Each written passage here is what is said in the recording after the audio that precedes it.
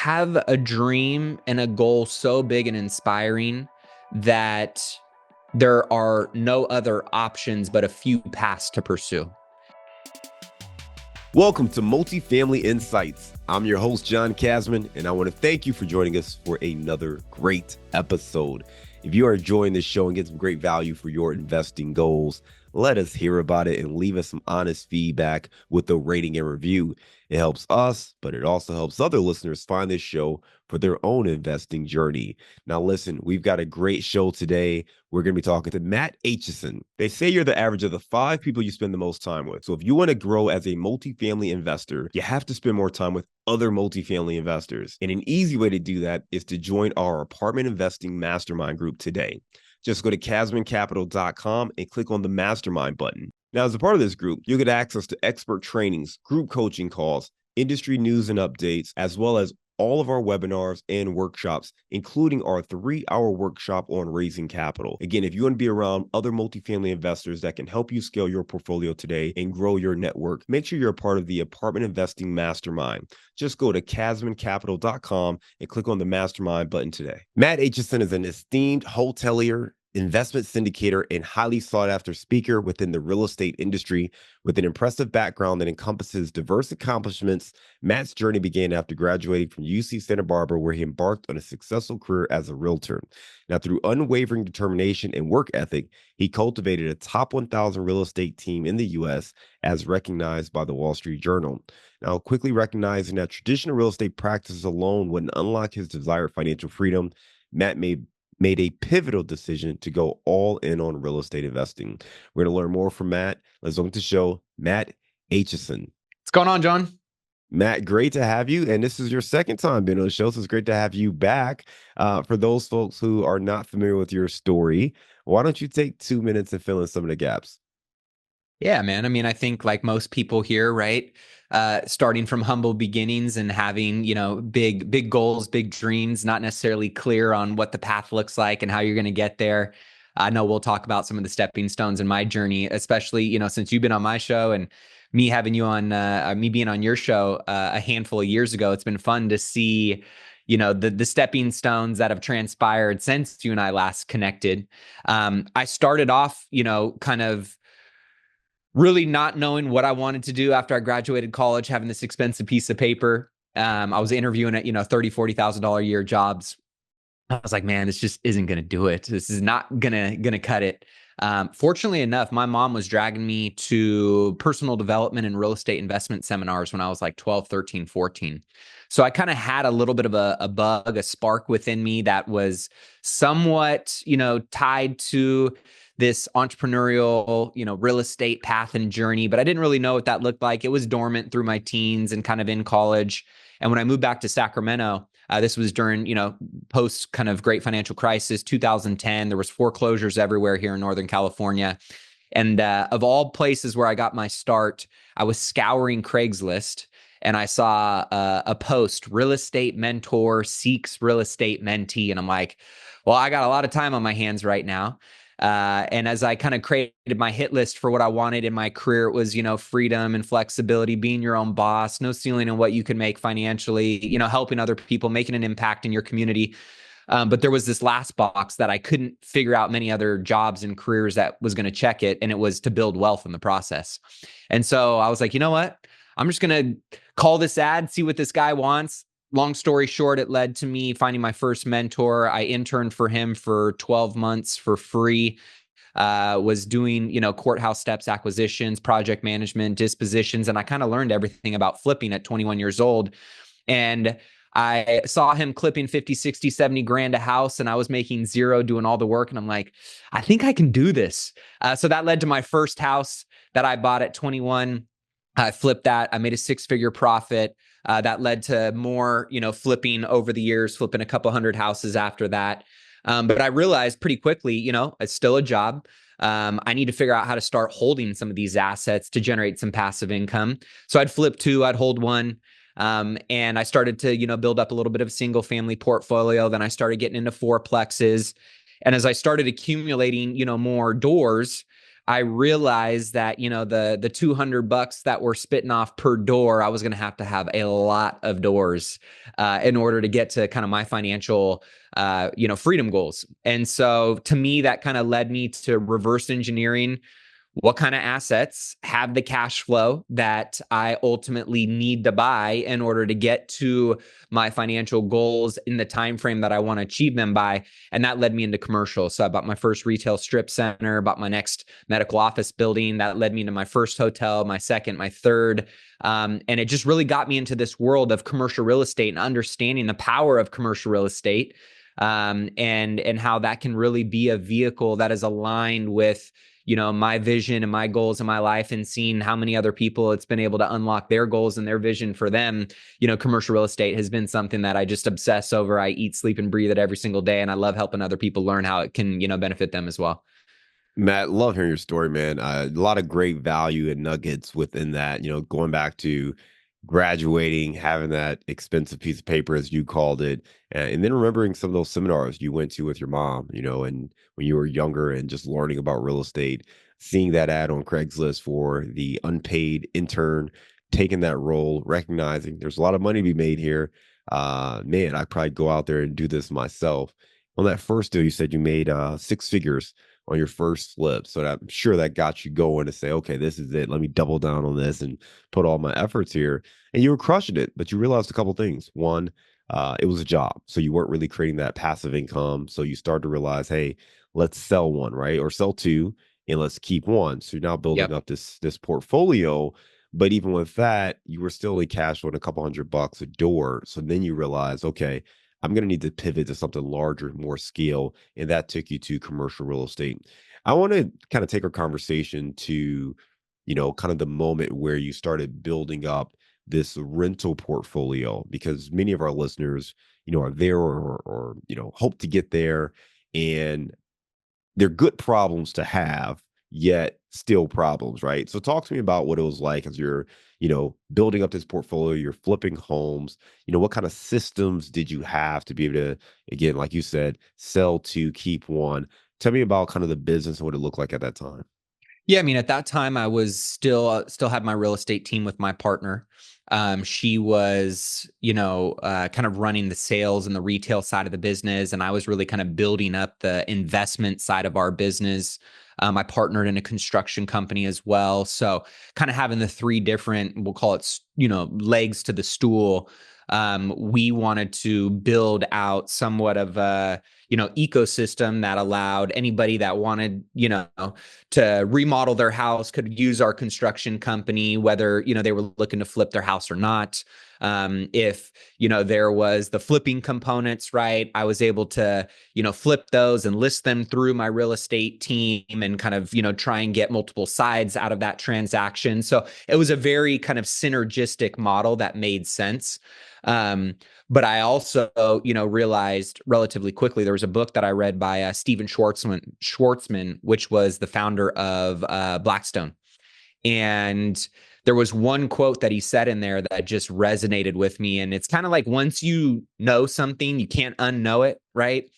And for me, flipping houses and doing smaller deals and transactions was a part of my journey.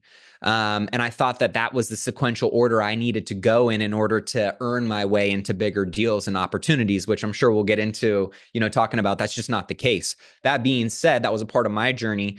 And the quote was, have a dream and a goal so big and inspiring that there are no other options but a few paths to pursue.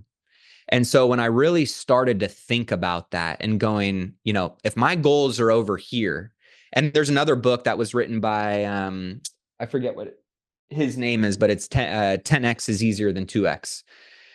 And it's the same kind of mentality of like, when you think so big or have such big goals for yourself, there's only a few paths that you can take to actually achieve those things. And a lot of the other things really kind of have to get pushed to the wayside because they no longer make sense. And early on, I was doing a lot of things, a lot of different plates were spinning. And I was spread thin in a lot of ways, which actually prevented me from going further faster. And so I started to realize that was also a component of my rental business and my flipping business and my retail real estate team was, while it sounded good and it made me feel good on paper, it was more serving the ego than actually accomplishing the goals and the capacity that I wanted to accomplish them in. And so it really allowed me, while it was great for me to learn all those lessons and to go through those pain points and to have to build those systems and build those teams. In my 20s, I was learning how to be a leader and a manager, and how to run financial P&Ls and balance sheets, and I'm grateful that I learned all of that stuff. And yet, once I kind of had that awakening, I said, okay, this is my goal, which was I wanted to get to $500,000 a year in passive income from my rental properties. And I knew that I was going to have to own a significant amount of doors in order to get there. And so then it became, well, if I just bought one asset a year that netted me $50,000 a year over the next 10 years, I can achieve that goal. That sounds much more realistic, much more simple, much more concise and focused and productive. If I eliminate all these other things that are spreading me thin and I just focused on one asset a year that netted me 50K a year, I can execute on that plan. So then it became, well, what kind of assets in what kind of markets have the financial modeling behind them to net 50K a year after debt service, operating expenses, right? And all of that. So it allowed me through, here's my North Star. Here's what my crystal clear vision is of what the goal is. Here's the timeline that I'm working backwards from. And then I can reverse engineer this plan and model. For most of us, right? We are executors. It's not an issue of action. It's just an issue of mistaking movement for achievement and thinking that you're taking the right actions, which may or may not actually be aligned with the goal that you're trying to achieve. So for me, it was just getting clarity on that and realizing that I was going to have to let go of this single family world that I was playing in for so long. And it's a great stepping stone to get people in the game, right? To start thinking about investments, to start thinking about equity and ownership and systems and team and leverage. But for me, once I had this awakening of like, commercial is my vehicle for getting there, that's when everything changed. Matt, I really appreciate you sharing that because um, many people, they just start doing stuff, right? They just start investing. And even myself, when I started investing, I had a clear reason and a path of what I was trying to do. And one day I found myself trying to invest in multifamily, starting a syndication business, doing some flip projects. And the reason I got into real estate was I used to work at GM and I was there when we went through the last bankruptcy. And I watched a lot of my peers get let go. Growing up, I saw my father on strike and all those kind of things. And I wanted to invest in real estate to give me more flexibility, to have more financial freedom, flexibility, right? And as I started investing, I realized I had really created a second job. I went the opposite way. I was trying to have more freedom and flexibility, and I just found myself with a full-time job, two young children that needed my support, and a growing portfolio of flipping projects where I'm leaving work to try to make sure the contractors are there and I can meet them and make sure they're doing what they're supposed to do. And I'm like, how did this happen? And it's what you got at, right? It's when you just start taking action, it's great. You need to take action, but you also need to make sure that you understand your goal and your vision of what you're trying to accomplish. Otherwise, you're just doing a lot of stuff and you could wake up one day and have no clue how you got there. So for a lot of investors, that happens, right? They start down a path Right. and they just start accumulating assets. And it's great. It's great to have assets. But again, you really need to have that vision to make sure you're clear on it. You mentioned you got clarity. And I want to understand how you were able to get that clarity as you were building out the single family portfolio, getting a number of doors, doing a lot of flip projects, and seemingly having a lot of success in this space, or at least success to many other people. What made you step back to get clarity to say, you know what, I need $500,000 of passive income annually. How do I get there? Yeah, so I think on our last episode, I had shared about my Rich Life Planner And there's an exercise in there that's called the Rich Life Clarity Contract, which essentially goes through all the different gardens of your life, all the pillars of your life, and asks you a bunch of comprehensive questions. I'm a big believer in you ask quality questions, you're going to get quality answers. Like our brains are really smart. We're going to give your brains some kind of input that is quality to go to work on to give you a quality output. And so I went through that exercise, and it was very eye-opening to me that the path I was on and the vision I had for my life were incongruent. Therefore, I needed to make some changes and think about a path, relationships, goals, activities, habits, disciplines that were congruent and synergistic with closing the gap on what I was trying to achieve. And once I got more clarity on that, and again, right, like nobody's going to have crystal clarity just from doing an exercise. I do believe a lot of clarity comes from action and reflection. And then over time, you can optimize and tweak and refine, right? It's being purposeful. And I think some of the most successful people I've interviewed on my show are some of the most, successful people, whether it's, as a parent, in their health, in their business. They're the most aware people. They have frameworks and they have rhythms and disciplines around how they create space to reflect and have more awareness and then make the next right decision, tweaking things along the way that keep them moving in the direction that most people, unfortunately, by default every day, just subscribe to what's around them and what they're told versus really creating a life by design.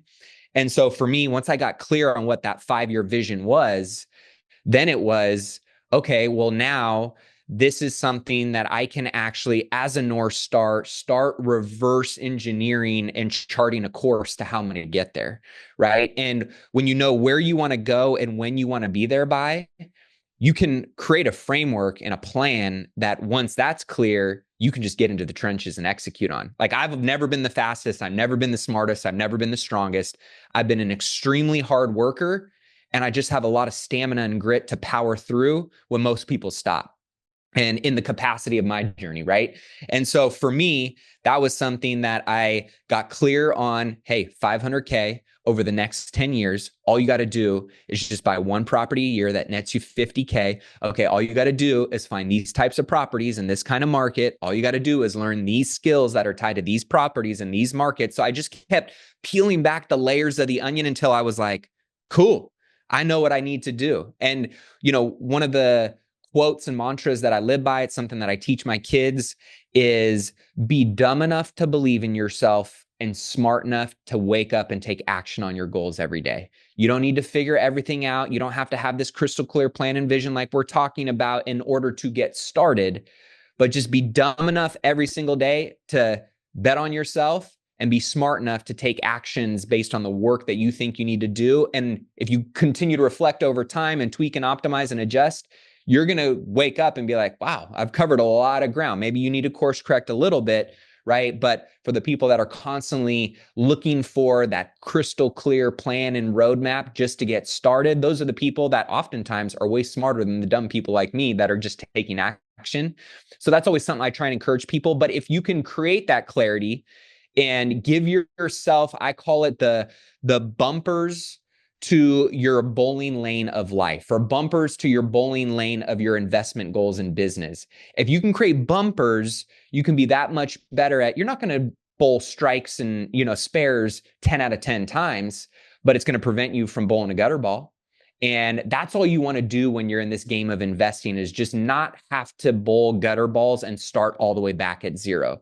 And part of how you can do that is getting clarity in what that vision looks like for yourself, reverse engineering the plan, creating some accountability, some habits, relationships, and schedule that all reflect and align with that, your bumpers. And therefore, eventually you're going to look up and you're like, hey, I knocked down pins. I'm up on the board. And that's all you want to do, is just get in the game, put points up on the board. And over time, those will accumulate and really start to show. I appreciate you sharing more about just that process, right? Getting clarity on your vision, the life you want to create, and then recognizing where you're at today. For you, you said, hey, where I want to go and where I'm at today and the path I'm on right now is actually incongruent. It doesn't match up with the future life I want to create. How do I actually take this step to create this life? What adjustments do I need to make? And the thing that was really cool that you talked about was, once you have that clarity, you can now reverse engineer the path, right? Clarity on the goal, clarity on the timeline. Now you can reverse engineer what it takes to get there. And there's a lot of clues and a lot of steps to doing that.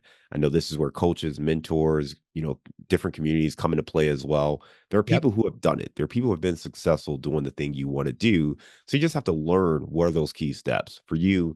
Okay, if I invest in one commercial real estate project that nets me $50,000 over the next 10 years, every year for the next 10 years, I'm going to hit that goal. So you can break it down and now you know what you need to be working on to take action each day. So I love the simplicity of it. Obviously, the execution is still challenging to stay Yep. disciplined every single day and hunt Yep. for Yep. those deals and be clear on your deal criteria and all those steps. But once you have that clarity and that focus, it makes it a little bit easier to take the next necessary step to see success. Talk to me more about commercial real estate, the way you approach it, and how you're helping other people get into the game. Yeah, I mean, to me, commercial real estate is by far the greatest ROI in your skill set, your time, your energy, your capital, your relationships, in terms of an investment vehicle in real estate. Hence why, I initially thought, "Oh, I need to get into wholesaling first, and then I can graduate into flipping, and then I can figure out how to buy a rental property, and then I can figure out how to scale my rental portfolio, and maybe one day I'll get into commercial real estate." And, I'm just a big believer now looking back on that. That was my journey. But I don't think that's the mindset or mentality that everybody has to subscribe to. If that's, something that you feel is a path that you want to go on, maybe based on your timeline or your, risk tolerance or whatever it may be, then that's fine. But I'm here to tell most people that if you want to get into commercial real estate and you've never done a real estate deal, you can get into commercial real estate.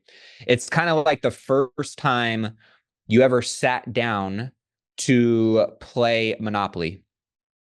You didn't necessarily know what all the pieces do, what all of the items on the board meant, what the strategy was for winning the game. But the 50th time you played Monopoly, you knew exactly what to do. And so I look at commercial real estate the same as I look at single family real estate, as those are board games. So which board game do you want to sit down to the table at and master?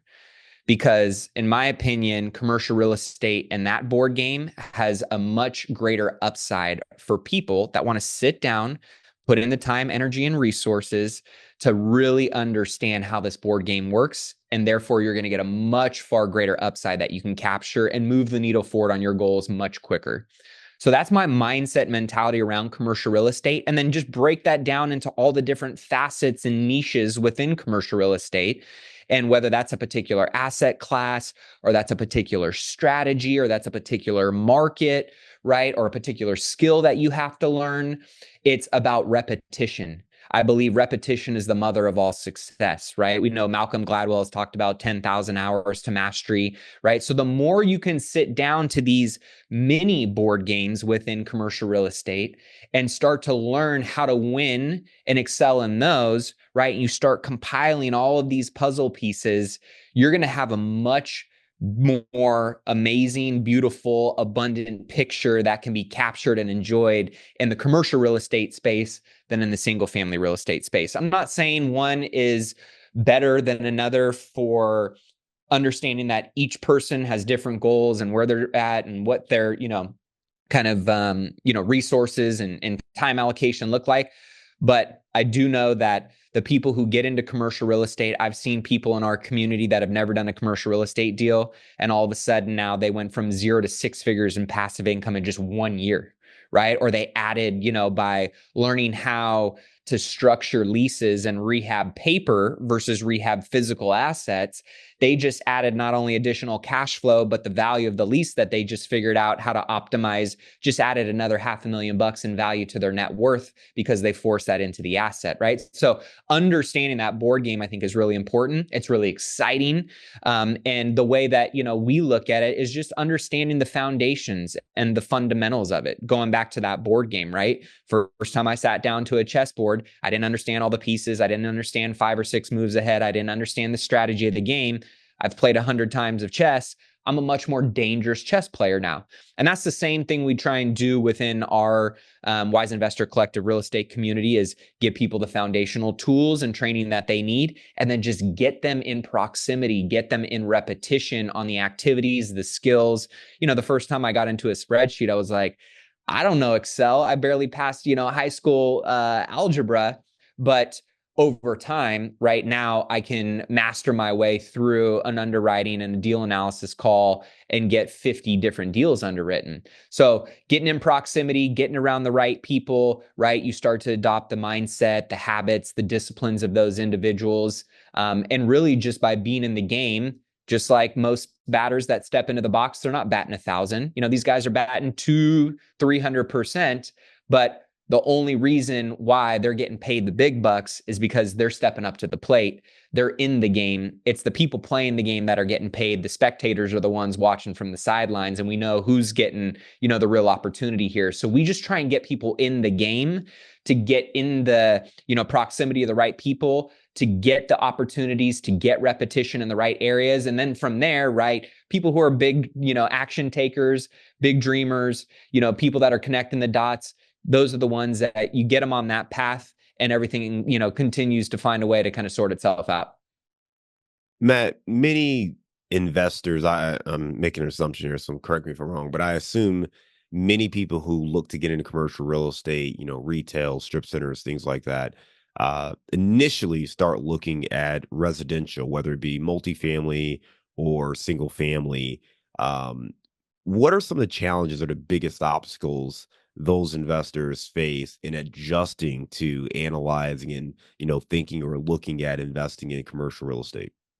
Yeah, I mean, I think, in a lot of ways, multifamily is still very similar. Once you get over five doors, it's the mechanics and the engineering of value and deals is relatively the same. That's the beautiful thing about commercial real estate is, how you engineer value in a storage facility is really no different in a lot of ways than how you engineer value in a 150 unit apartment building. Now, some of the mechanics of the operations and the underbelly of the asset might be a little bit different, but a lot of the frameworks are somewhat asset agnostic, and they translate across all the different assets. So I think some of the bigger challenges for single family investors is really just understanding kind of the rules of the game and how they changed a little bit from, asset class to asset class, also from single family, going into commercial, right? You don't have cap rates in single family real estate. There's a cap on how much value you can really force into a single family asset, whereas there's a lot of different variations and ways to force value into commercial real estate. There's a lot of different ways that you can, mitigate risk in commercial real estate that you can't in single family real estate. So I think, again, it comes back to understanding the rules of the game. And then once you understand the rules of the game, then you can start to strategize and based on your risk tolerance, right? Your capital resources, your relationships, your experience level, then you can really start to see and feel some of the different ways that you can, get some footing in commercial real estate. Single family is great too. It's just not as scalable, as fast as what you can get in commercial real estate. And so when people really start to see that and those light bulb moments go off, I mean, I had, one of my deals recently, I was able to essentially force $1 million in value into an asset just from a lease. I mean, that was just a couple phone calls and negotiating paper. I didn't swing a hammer. I didn't have to go and fix, any toilets, right? I didn't have to deal with any problematic, tenants that are, creating issues. You're dealing with businesses. It's more of a white collar asset, I would say, in a lot of ways, where if you can build relationships, you can understand the rules of the game, and you can see how those translate into your physical properties. It's something that you can get such a high ROI in your time and your energy and your effort put into these deals. And I think that's what gets people really excited and why they start to think about, maybe I should start considering a transition over to commercial real estate, because many of the risks, if not more, falls in single family oftentimes than it does in commercial. Yeah, lots of information there, Matt. I know you've got your foundations course that you're going to be bringing to the market. So, for anyone who wants to learn more, where can they go to find out more about the foundations course? Wise Investor Collective is our community that, people looking to transition into, and or we have a lot of, I would say intermediate and advanced people that are in our mastermind and, doing more of the one-on-one coaching. It's wiseinvestorcollective.com. Whether you're just beginning and you want to kind of pour the foundation of understanding and knowledge and, transitioning into commercial real estate, it's a great course to, get everything from A to Z there. Or if you're really looking to be surrounded by other people, taking action, doing deals, sharing all of their kind of industry and business trade secrets, and kind of holding each other accountable to taking their portfolios to the next level, that'd be something a little bit more specific to our mastermind and our one-on-one coaching. I love it. We will make sure we link to that in our show notes. Matt, right now we're going to transition to our round of insights. Matt, give me a failure or an apparent failure that sets you up for later success. When I first kind of broke into my hospitality business, understanding that hospitality assets are the most labor and management intensive assets out there. I got very excited about the creative side of hospitality, but forgot that they're living, breathing organisms that, have people and staff in them 24/7. So that was a big learning lesson for me. And just, making sure that you, again, surround yourself with the right people. When you're going into uncharted territory, no matter your experience level, I do believe that there is a significant amount of value in having the right mentors, the right coaches, the right people around you to accelerate getting to where you want a lot faster while mitigating a lot of the risk along the way. And even if you, own a slice of a watermelon versus 100% of a raisin or nothing, right? Being in the right community, having the right people around you, it's worth its weight in gold. Give me a digital or mobile resource you recommend for our listeners. If you go over to wiseinvestorcollective.com, we actually have a white paper and download for all the prompts that we use in our commercial real estate business, from how to review leases to sending out, tenant communications and handbooks. I mean, AI has become such an amazing tool that essentially every single person in my company has been trained on it and is required to use it on a daily basis. And so we created a free downloadable at Wise Investor Collective that if you want to go and check that out and see how, we're using specific prompt engineering to get, chat GPT and AI to essentially become an attorney, to become a marketing expert, to become a blogger, to become, a leasing agent, and how you can leverage that in your commercial estate business. We have that available on the website. Give me the book you've recommended or gifted the most in the last year. 10X is easier than 2X. Great book. By Benjamin Hardy. I was blanking on his name earlier. Yep. And Dr. Sullivan, I believe, right? Yep. Yep. Great book. Give me a daily habit that helps you stay focused on your goals. Honestly, a daily habit for me, I'm a very big habit-driven guy. So I have my, digital planner that I use on a daily basis, mapping out my, top 5 goals for the day, for the week, for the month, and for the quarter. And essentially all my habits and, all of my activities and schedule reflect being in alignment with that. And then I review my 5-year vision every day. It's something that emotionally anchors me to, the inspiration around what I am doing and working so hard for on a daily basis. Give me your number one insight for scaling into commercial real estate. Number one insight on scaling into commercial real estate is, outside of what we kind of talked about on just getting around the right people, having coaching resources and things like that, I would just say the number one thing is don't worry about all of the things that you need to learn. The one skill that I would say will allow you to scale into commercial real estate faster and actually have success and have the greatest opportunity to carry that momentum forward is to understand what an actual deal looks like. If you can understand what a deal looks like, one of my first mentors told me on that first flip that I did that, at 21, I was living at home and broke, and I think I had $800 to my name. She said, if you find a great deal, the money will follow. And because I found a great deal, I was able to essentially fund 100% of that deal with, hard money and a second position other people's money 100% of the way, paid them all off, still made my profit at the end. And that's the same kind of mentality and mindset you can have, where if you go and find a great deal, there's going to be capital that wants to park itself in that deal and participate in the opportunity that you just generated. And so knowing what a great deal looks like, that's the number one skill that I say you can always find your way into an opportunity. Especially knowing that wealthy people don't have a lot of time, but they do have a lot of money. So if you can go do the sweat equity, you can go do the heavy lifting and get in the trenches and find that piece of gold, you now have a piece of gold in your hand that other people are going to want a piece of, right? And you can take a little sliver of that. And that's how you can get your start into commercial real estate. All right, great tips there. All right, let's lighten the mood. You're out there in Northern California. Give me your favorite place to grab a bite to eat. Well, favorite place to grab a bite to eat is the restaurant that my wife and I had our very first date at. It's called Ella Dining Room and Bar. It's one of the best restaurants in downtown Sacramento. We shut the restaurant down on our very first date, and we ended up naming our first daughter Ella. Oh, wow. Really like that place. I love it. Ella's it is.